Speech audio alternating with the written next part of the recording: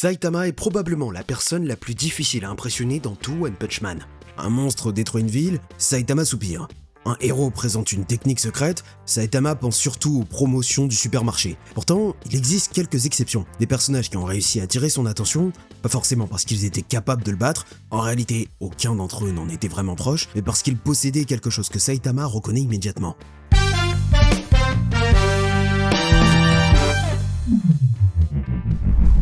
Genos est le premier personnage de l'histoire à obtenir une réaction clairement positive de Saitama. Et ce qui est intéressant, c'est que cette impression arrive avant même que Genos devienne officiellement son disciple. À l'origine, Genos est un adolescent humain vivant avec sa famille. Sa vie bascule lorsqu'un cyborg incontrôlable attaque sa ville, détruit les habitations et tue presque tous ceux qui s'y trouvent. Genos survit de justesse. Le professeur Kidob, qui poursuivait lui aussi le cyborg responsable, le retrouve au milieu des ruines. Pour sauver sa vie, il transforme son corps en machine de combat. À partir de ce moment, Genos ne vit que pour une chose, retrouver le cyborg fou et venger sa famille. Genos arrive à Ville Z sur la piste de Mousmétique, capable de contrôler d'immenses nuées de moustiques. Le combat est rapide et violent. Il lance une attaque d'incinération, Mousmétique esquive, elle se rapproche et lui arrache un bras. Genos ne panique même pas. Il profite de l'ouverture pour lui arracher les jambes. C'est ce qui définit le personnage dès ses premières minutes. Il est puissant, précis, extrêmement déterminé. Mais il se bat aussi comme quelqu'un qui considère ses propres membres comme du matériel remplaçable. Mousmétique rassemble ensuite toutes les moustiques de la zone pour absorber leur sang et devenir plus forte. Une nuée gigantesque recouvre la ville. Et à ce moment-là, Saitama se trouve juste au milieu de la rue. Genos lui demande de partir, puis libère une vague de feu assez vaste pour détruire tous les saints en quelques secondes. L'attaque couvre une énorme partie du secteur. Pendant un instant, Genos pense avoir également brûlé le civil chauve qui se trouvait devant lui. Mais lorsque la fumée disparaît, Saitama est toujours debout. Ses vêtements, eux, ont un peu moins bien vécu l'expérience. Ce qui rend la scène amusante, c'est que Saitama venait justement de passer une bonne partie de sa journée à essayer d'écraser un seul moustique. Sans succès. Il rencontre alors un cyborg capable d'éliminer une nuée entière en un instant. Cette fois, sa réaction est sincère. Il trouve Genos impressionnant. Il reconnaît que son attaque l'a aidé. Ce qui l'intéresse surtout, c'est l'efficacité avec laquelle Genos identifie le problème et le supprime. Évidemment, quelques secondes plus tard, Mousmétique revient plus forte et Saitama la termine d'une simple gifle. Le moment de gloire de Genos n'aura donc pas duré très longtemps, mais l'impression est là. Genos décide ensuite de suivre Saitama et de devenir son disciple. Au fil de l'histoire, il se fait régulièrement détruire. Le roi des pourfendeurs, Scaravageur, Mutant, Grande Scolopendre Patriarche, la liste de ses réparations commence à ressembler à un abonnement mensuel. Pourtant, chaque reconstruction le rend plus rapide et plus puissant, et Saitama le remarque. Dans la deuxième saison, Genos affronte Sonic le foudroyant devant l'appartement. Sonic possède une vitesse exceptionnelle et pense pouvoir facilement dépasser le cyborg. Mais Genos active ses nouveaux propulseurs et réduit progressivement l'écart. Le combat devient si rapide que Fubuki ne parvient plus à suivre leurs mouvements. Saitama, lui, observe calmement. Puis il reconnaît que Genos est devenu plus rapide depuis leurs précédents entraînements. Le compliment est court, presque banal. Et venant de Saitama, il compte énormément. Et Genos cherche constamment une technique secrète que son maître pourrait lui transmettre. Et même s'il ne le dit presque jamais de manière spectaculaire, il respecte cette volonté de revenir après chaque défaite. Genos ne réduit pas réellement l'écart avec Saitama, mais il devient constamment meilleur que la version précédente de lui-même.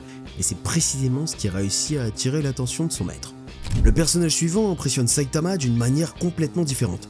Roulette Rider ne possède pas d'armure mécanique, il ne tire pas de rayons, il se déplace pas à une vitesse invisible, et il n'a jamais prétendu être l'un des héros les plus puissants. C'est un héros de classe C. Son équipement principal est un vélo appelé Justice, ce qui n'est pas exactement l'arme la plus rassurante dans cet univers. Pourtant, Roulette Rider incarne une chose que Saitama respecte profondément, le véritable courage. Roulette Rider intervient dès qu'une personne est en danger, peu importe la taille de la menace, peu importe son classement, et surtout, peu importe ses chances de gagner. Son moment le plus important arrive pendant l'attaque du roi des pourfendeurs, qui envahit Ville J et détruit plusieurs héros. Des combattants de classe A sont battus, Prisonner est dominé, même Genos, alors déjà classe S, finit presque entièrement détruit après avoir protégé une enfant. Le roi des pourfendeurs se dirige ensuite vers un refuge rempli de civils. À ce stade, il n'y a plus vraiment de héros capables de l'arrêter. Puis, Roulette Rider arrive.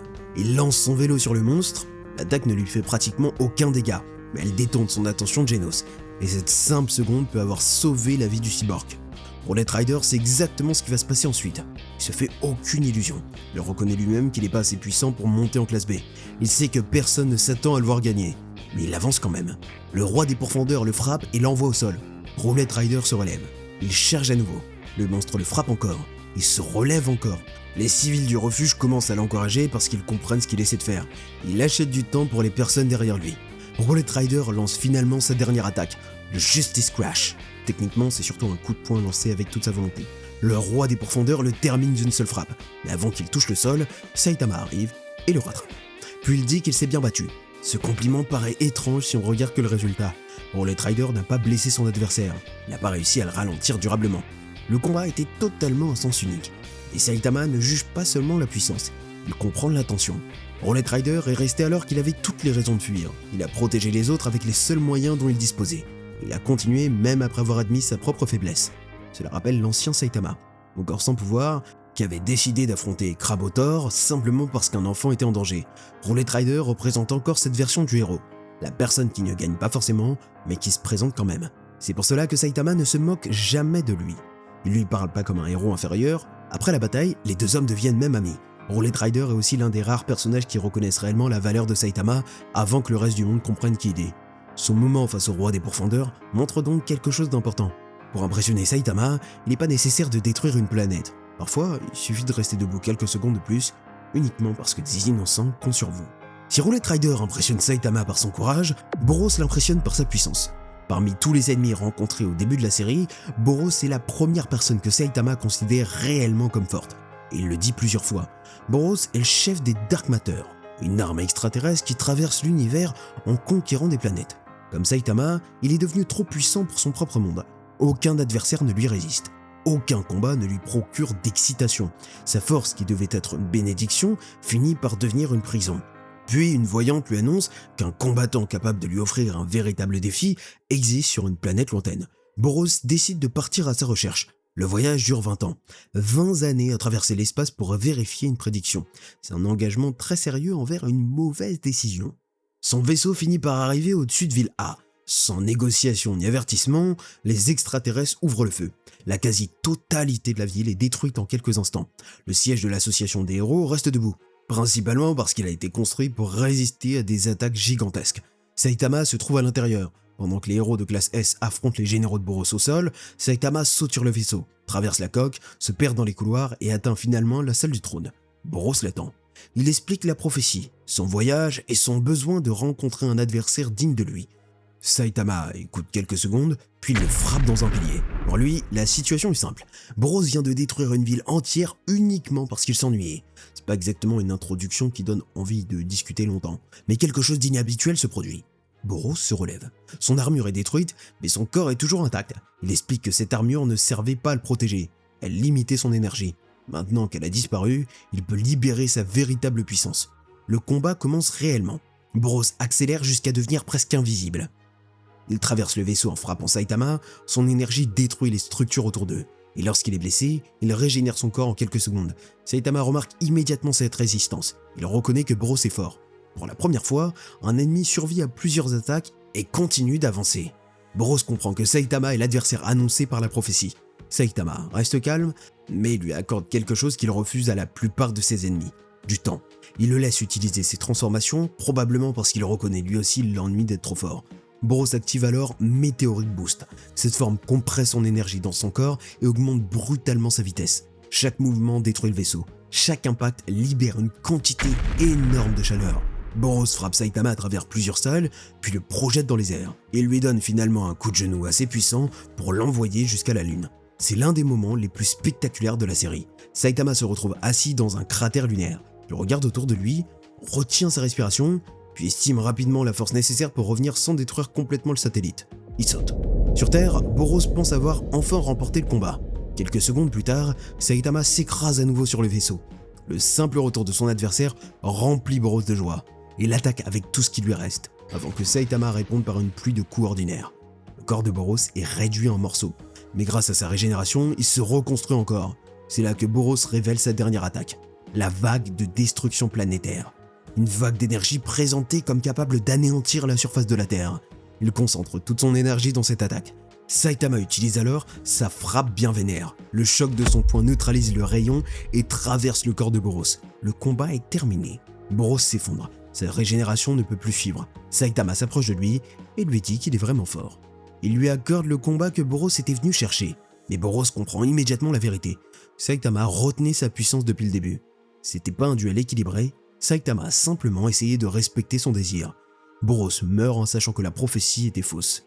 Il avait bien trouvé quelqu'un de plus fort, mais pas un égal. Après la bataille, Genos demande à Saitama comment était le chef extraterrestre. Saitama répond encore qu'il était fort, peut-être même le plus puissant adversaire qu'il avait rencontré jusque-là.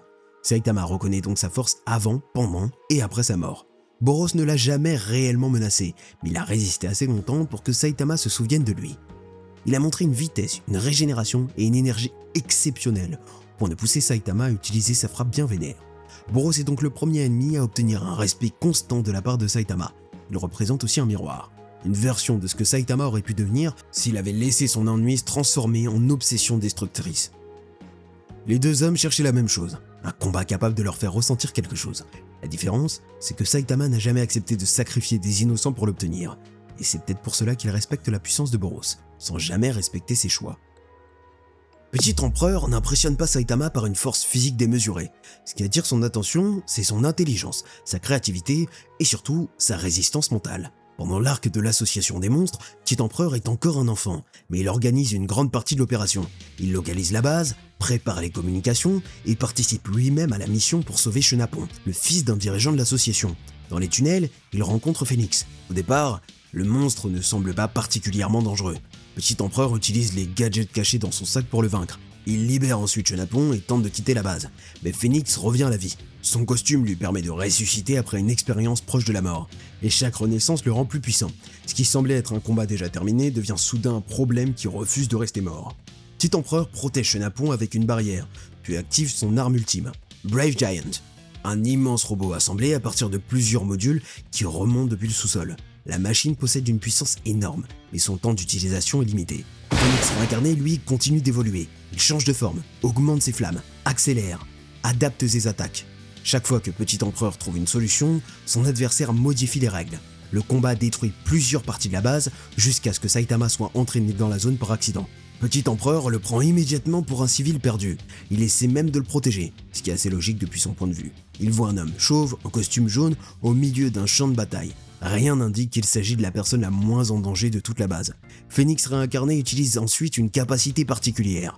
Dimension Phoenix, un espace mental dans lequel il tente de convaincre Petit Empereur de devenir un monstre.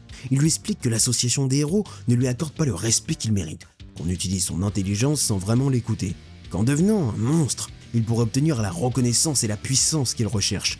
Pour la première fois, Petit Empereur hésite. Phoenix réincarné vise précisément ses frustrations et son besoin d'être traité comme un égal. Puis Saitama apparaît dans cet espace mental. Il fait pas un grand discours, il explique simplement que devenir un monstre ne donnera probablement pas à Phoenix réincarné le bonheur qu'il prétend offrir. Au même moment, Zombie-Man contacte Petit Empereur et lui confirme que ses analyses étaient correctes. Il le remercie pour son travail. Et surtout, il lui dit qu'il est heureux de l'avoir à leur côté. Cette reconnaissance suffit à rappeler au jeune héros pourquoi il se bat. Petit Empereur refuse l'offre. Phoenix réincarné tente alors de le forcer à avaler une cellule de monstre. Il la recrache. Puis il affirme que le fait d'être un héros ne dépend pas d'un costume, c'est une décision intérieure. À ce moment-là, Saitama cesse de voir Petit Empereur uniquement comme un enfant équipé de gadgets. Il comprend que le garçon veut terminer son combat lui-même, et il le laisse faire. Petit Empereur utilise le reste de l'énergie de Brave Giant. La machine se détruit progressivement. Il libère une attaque électrique gigantesque. Phoenix réincarné survit encore et tente de le tuer. Saitama intervient uniquement au dernier instant pour bloquer l'attaque, et il prend pas la victoire à sa place. Petit Empereur révèle alors son véritable plan. Pendant le combat, il a placé un petit dispositif entre le visage de Phoenix réincarné et son costume. Un insecte mécanique conçu pour le chatouiller. C'est pas l'arme la plus impressionnante visuellement, mais c'est la plus intelligente. Phoenix réincarné refuse de retirer son costume, car il représente la source de sa puissance. Le dispositif provoque finalement l'effondrement de sa transformation, le ramenant sous une forme minuscule et presque inoffensive. Petit Empereur gagne non pas en frappant plus fort, mais en comprenant la relation entre Phoenix réincarné et son costume. Saitama le rattrape lorsqu'il s'effondre, et il reconnaît sa force antérieure. Il le considère comme un véritable héros. Ce compliment compte parce que pour Saitama, un classement ou un robot géant ne suffit pas. Ce qui compte, c'est la décision prise lorsqu'on est épuisé et tenté d'abandonner. Petit Empereur refuse la solution facile. Il protège Chenapon.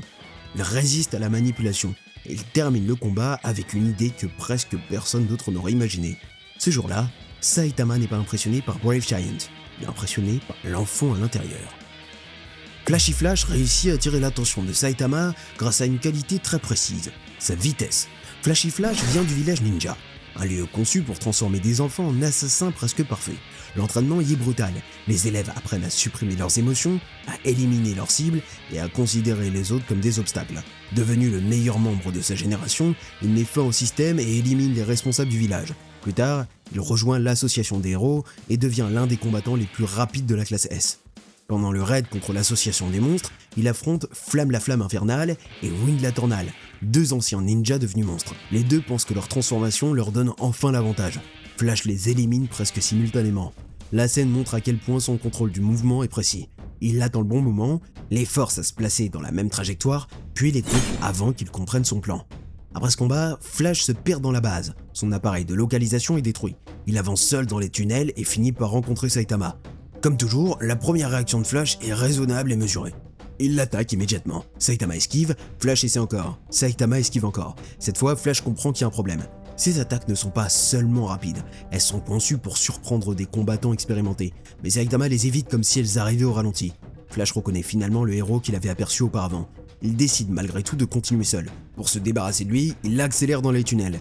Flash augmente encore sa vitesse. Saitama continue de suivre sans difficulté. Flash pensait devoir semer un héros inférieur, il découvre quelqu'un qui peut suivre son rythme sans même comprendre où ils vont. Parce que oui, les deux hommes passent ensuite un certain temps à courir dans la mauvaise direction. La vitesse ne remplace malheureusement pas le sens de l'orientation. Ils rencontrent Mirette, un petit monstre qui accepte de les guider. En chemin, Flash et Saitama éliminent plusieurs créatures presque au même moment. C'est là que Saitama lui adresse un compliment. Il reconnaît qu'il est plutôt rapide. Pour n'importe qui d'autre, cette phrase pourrait sembler faible. Pour Saitama, elle est énorme. Il compare presque toutes les vitesses à la sienne. Et face à lui, même les héros les plus rapides paraissent immobiles. Le fait qu'il remarque Flash signifie donc que ses mouvements dépassent clairement la norme.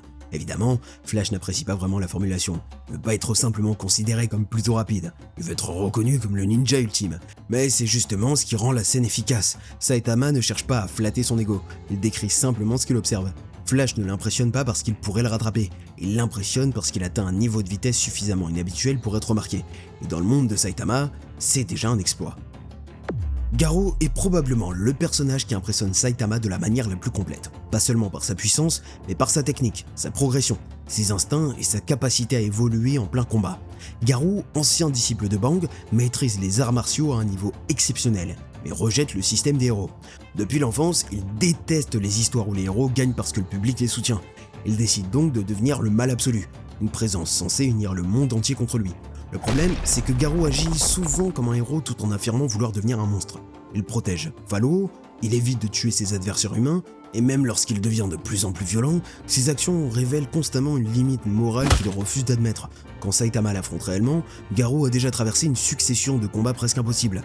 Master Marcel, Batman, Bang, Genos, des groupes de héros et de monstres, à chaque fois, il survit. Et à chaque fois qu'il approche de la mort, son corps et sa technique évoluent.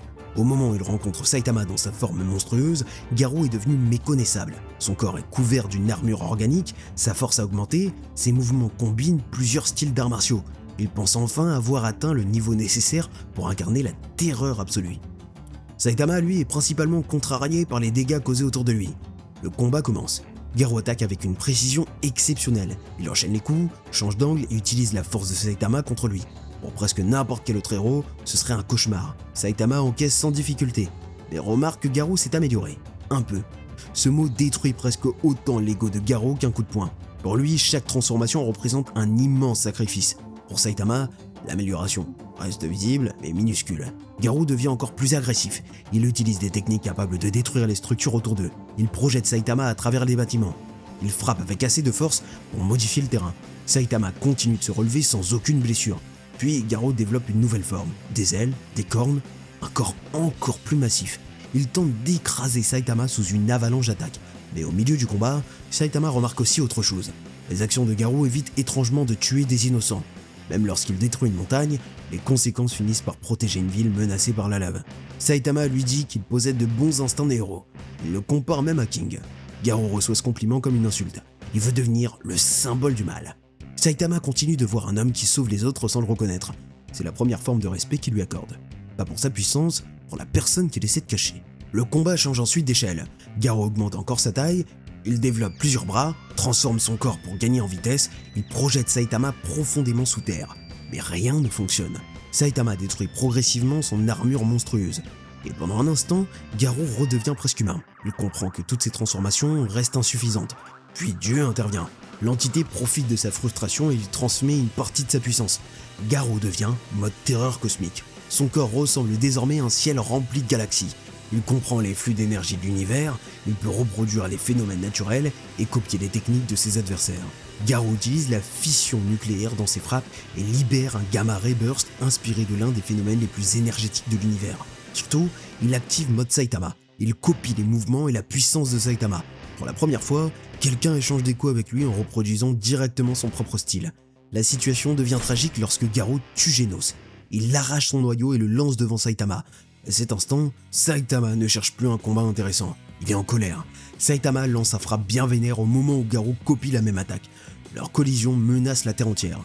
Blast et ses alliés doivent intervenir pour rediriger l'énergie dans l'espace. L'explosion les projette jusqu'à Io, une lune de Jupiter. Là-bas, le combat atteint une échelle absurde. Garou utilise toutes les techniques qu'il a apprises, le point destructeur fluctuant, le point tourbillonnant trancheur de fer, des attaques nucléaires, la gravité et les portails copiés sur Blast. Saitama répond en tenant toujours le noyau de Genos dans une main. Il arrache la surface de la lune avec un Serious Table Flip. Il se déplace entre les fragments à une vitesse impossible à suivre. Il attaque Garou depuis toutes les directions. Garou continue de copier sa puissance, mais découvre que la force de Saitama augmente plus vite qu'il ne peut la reproduire. Chaque fois que Garou atteint le niveau du coup précédent, Saitama est déjà beaucoup plus loin. Le combat devient une course dont la ligne d'arrivée recule constamment. Saitama finit même par éternuer. Le souffle traverse l'espace et arrache une immense partie de l'atmosphère de Jupiter. Garou regarde la planète, puis regarde Saitama, et comprend qu'il n'existe aucun scénario dans lequel cette bataille se termine en sa faveur. Il essaie de fuir grâce à un portail. Saitama le suit immédiatement. Ils reviennent sur Terre. Garou perd progressivement la puissance offerte par Dieu. Mais le véritable point de rupture arrive lorsqu'il voit Fallo mort à cause des radiations de son propre corps. Son projet de devenir le mal absolu a détruit la personne qu'il voulait secrètement protéger. Garou comprend enfin ce qu'il est devenu. Il demande alors à Saitama de copier sa technique ultime, le voyage dans le temps.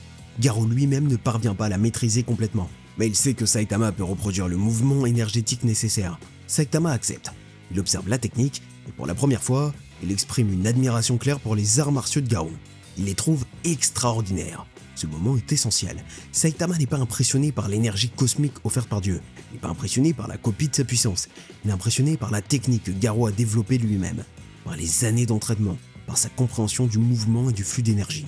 Dieu retire alors brutalement son pouvoir à Garou.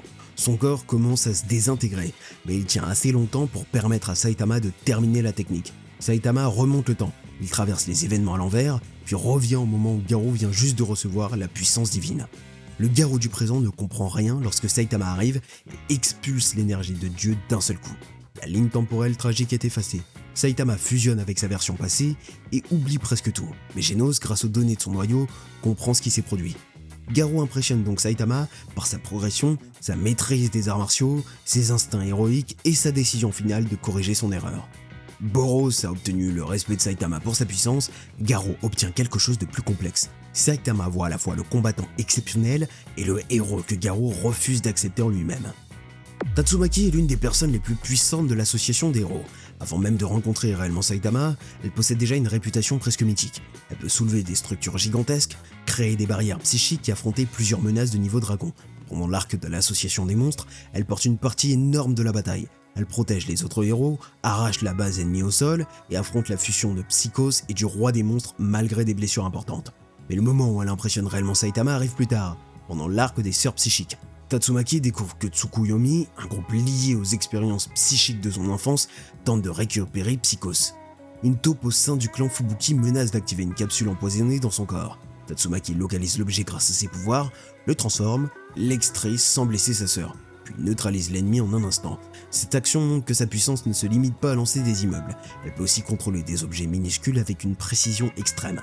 Après avoir sauvé Fubuki, Tatsumaki décide cependant que le clan Fubuki représente un danger pour elle. Dans son esprit, les alliés faibles de sa sœur ne font que l'exposer. Elle veut donc les empêcher définitivement de continuer leurs activités de héros. Saitama intervient, il attrape son poignet, Tatsumaki lui ordonne de la lâcher, puis elle tente de l'éjecter avec sa télékinésie. Rien ne se passe, elle augmente la puissance, toujours rien. Saitama demande aux autres de partir, puis entraîne Tatsumaki à l'extérieur pour éviter qu'elle détruise les appartements autour d'eux. le combat commence réellement. Tatsumaki lance des rochers, crée des tornades, projette Saitama à travers plusieurs bâtiments. Saitama ne prend aucun dégât, mais il commence à être sérieusement irrité par une chose. Son manteau est abîmé. Il vient probablement de survivre à des attaques capables de démolir une ville, mais la vraie tragédie reste le prix du vêtement. Tatsumaki continue. Elle le traîne sur le sol à grande vitesse, essaie de l'enfoncer sous terre, tente même de le projeter dans l'espace, mais Saitama est trop lourd pour son contrôle psychique. Pour elle, c'est incompréhensible. Sa télékinésie peut déplacer des masques gigantesques, mais cet homme chauve refuse presque de bouger. Saitama lui demande finalement de libérer toute sa puissance, surtout parce qu'il comprend qu'elle a besoin de se défouler. Tatsumaki interprète cela comme de la provocation. Elle augmente encore son effort, puis son corps commence à montrer ses limites. Les blessures de son précédent combat se réveillent. Sa respiration devient difficile. Elle finit par s'effondrer. Saitama attend simplement qu'elle reprenne conscience. Lorsqu'elle se relève, il reconnaît la puissance de ses capacités psychiques. Il comprend qu'elle a dû s'entraîner énormément pour atteindre ce niveau. Et il la décrit comme quelqu'un de vraiment solide. Le compliment touche Tatsumaki, même si elle essaie immédiatement de faire comme si ce n'était pas important. Saitama lui dit ensuite qu'elle pourrait devenir une grande héroïne si elle arrêtait de causer autant de destruction inutile, puis lui pose la main sur la tête. Tatsumaki le laisse pourtant faire. Cette scène change leur relation. Tatsumaki comprend que Saitama est l'une des rares personnes capables de lui parler sans peur ni flatterie. Saitama de son côté reconnaît que sa puissance vient d'années de souffrance et de discipline. Elle ne peut pas le blesser, mais elle réussit tout de même à lui montrer une maîtrise psychique suffisamment exceptionnelle pour obtenir son respect. Et lorsque Saitama lui demande finalement de laisser Fubuki choisir ses propres alliés, Tatsumaki accepte. Pas complètement, pas avec enthousiasme, mais elle écoute. Dans son cas, c'est presque aussi impressionnant que de déplacer une ville. Les derniers personnages de cette liste sont Blast et Empty Void. Leur cas est particulier. Saitama n'exprime pas nécessairement son admiration avec un long compliment, mais il reconnaît leur niveau, leur expérience et surtout leur capacité à gérer une menace qu'ils connaissent mieux que lui. Blast est le héros classé numéro 1. Pendant des années, il reste absent des missions ordinaires parce qu'il lutte contre une menace bien plus vaste, Dieu. Une entité capable de transmettre une puissance immense à ceux qui entrent en contact avec elle. Blast parcourt différentes dimensions pour récupérer des clubs liés à cette présence et empêcher de nouvelles transformations. Sa véritable spécialité est la manipulation de l'espace. Il ouvre des portails, redirige des attaques, contrôle la gravité et se déplace entre plusieurs dimensions. Pendant le combat entre Saitama et Garou Cosmique, Blast réagit immédiatement à la collision de la frappe bien vénère de Saitama avec celle copiée par Garou. Il comprend que leur collision peut détruire la Terre.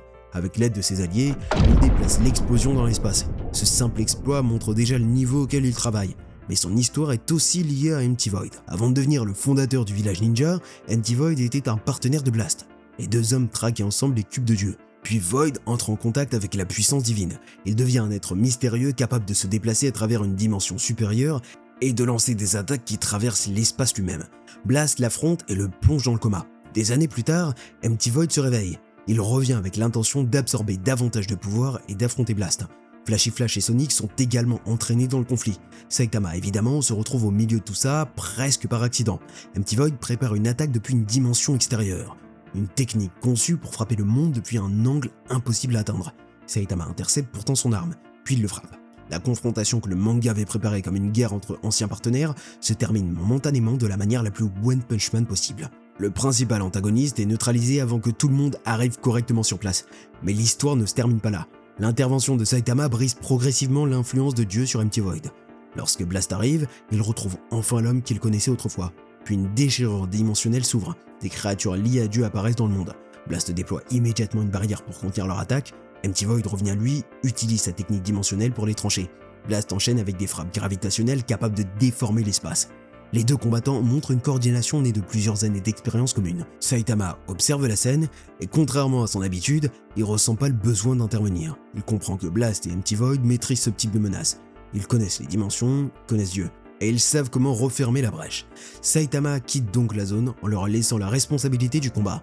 Ce geste révèle une forme rare de confiance. Cette fois, Saitama considère que les deux hommes peuvent gérer la situation. Blast ferme la faille, Empty Void retrouve progressivement son apparence humaine. Et leur collaboration montre pourquoi Saitama les prend au sérieux.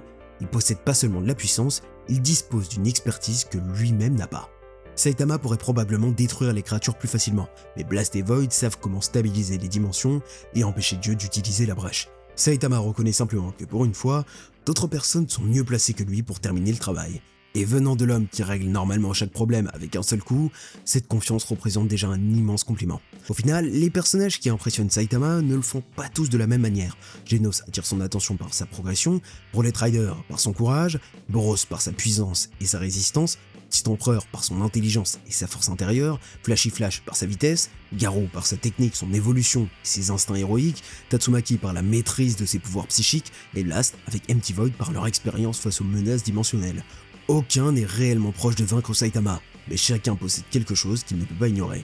La personne la plus forte du monde n'est donc pas uniquement impressionnée par la force. Parmi tous ces personnages, lequel mérite selon vous le plus le respect de Saitama? Et quel autre personnage aurait dû apparaître dans cette vidéo? Dis-le nous en commentaire. Merci d'avoir regardé la vidéo jusqu'au bout, pensez à vous abonner à Recap Minute Animé, et si d'ici là Recap Minute Animé vous manque, vous pouvez regarder cette vidéo qui s'affiche maintenant à l'écran.